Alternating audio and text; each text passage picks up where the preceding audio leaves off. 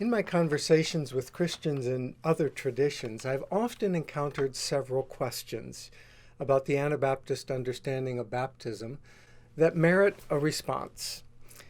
Here are a few thoughts on three of the most common questions I've received.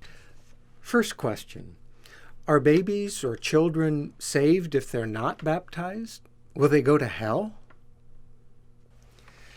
Anabaptists are not naively optimistic about human nature, but they generally have not taught that infants are damned to hell from the moment of their birth. Jesus pointed to children as models for how adults ought to act: trusting, simple, vulnerable. Unless you change and become like little children, Jesus told his disciples, you will never enter the kingdom of heaven. At some point, however, children begin to lose their spiritual innocence. They begin to make conscious choices that go against God's desire for them.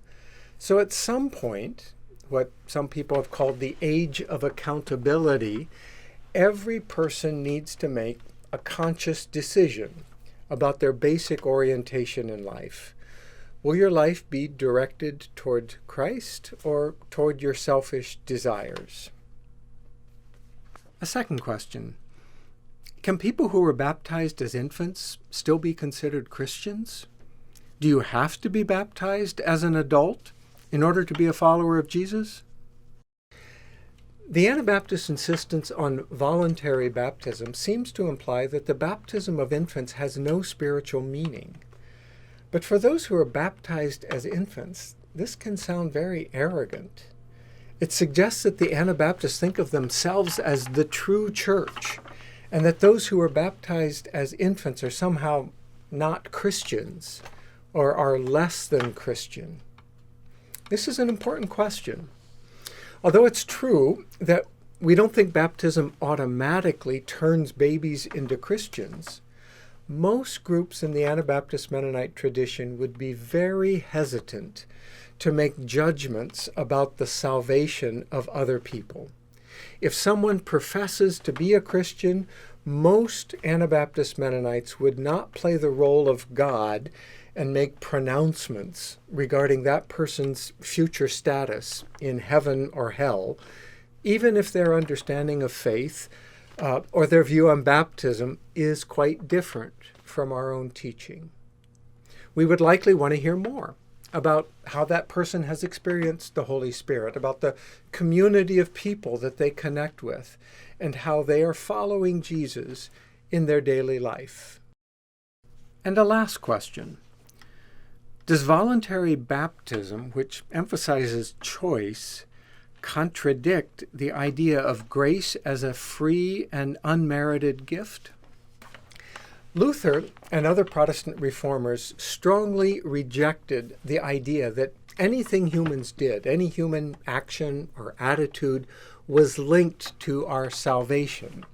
We are saved by Christ's sacrificial death and by God's initiative alone.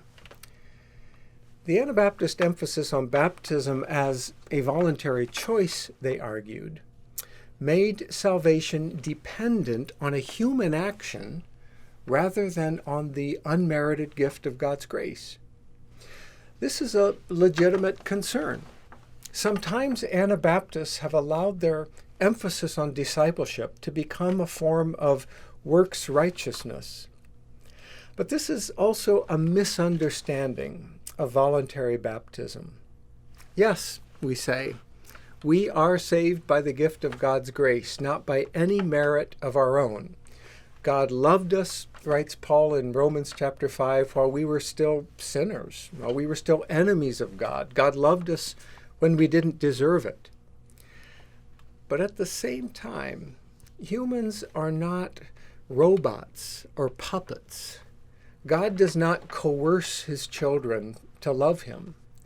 The gift of grace offered by God must be accepted. Somebody can offer you an all-expenses-paid vacation to a beautiful resort, but the gift only has meaning if you choose to accept it. If you choose to actually go on the trip, to say yes to the offer that is freely given. Baptism in the Anabaptist tradition is a visible sign that we have said yes to the gift of God's grace. And as Jesus reminded his followers, that yes has consequences. Grace both saves and enables. So the yes to God's grace marks the beginning of a lifelong journey of discipleship in the company of other believers.